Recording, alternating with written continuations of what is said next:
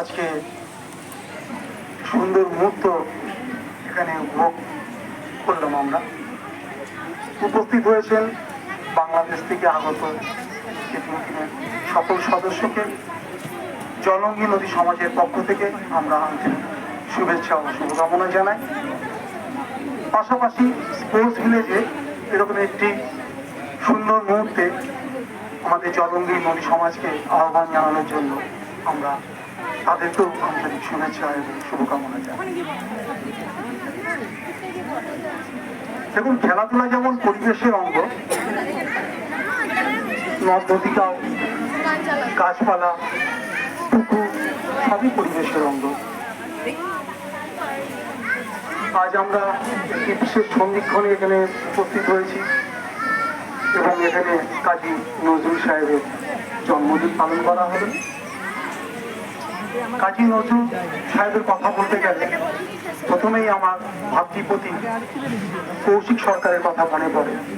আপনারা অনেকেই জানেন, কাজী নজরুল সাহেব কৃষ্ণনগরের বুকে যখন প্রথম এসে উপস্থিত হয়েছিলেন বা উঠেছিলেন, সেই বাড়িটি ছিল স্বাধীনতা সংগ্রামী তথা বিপ্লবী হেমন্ত সরকারের বাড়ি।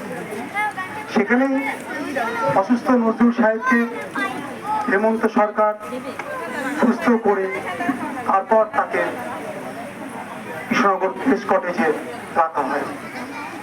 আমি আজকে যেহেতু নদী সমাজের একজন কর্মী হিসাবে এখানে আমাকে আহ্বান জানানো হয়েছে, আমি নদী নিয়েই বলি।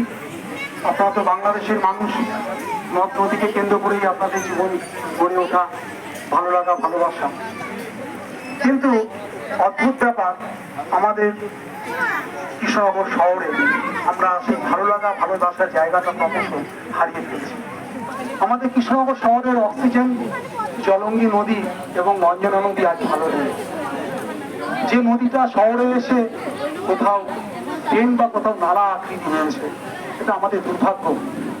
তাই আমরা প্রতিনিয়ত সাধারণ মানুষকে সচেতন করে চলেছি যে তারা যাতে আমাদের এই অরাজনৈতিক যে আন্দোলন, সেই আন্দোলনে তারা সামিল হয়, তারাও তাদের বিচার কথা নদীর সম্বন্ধে বা তাদের পরিবেশ পরিচিতি সম্বন্ধে আমাদেরকে তুলে ধরুক, আমরাও সমৃদ্ধ হই।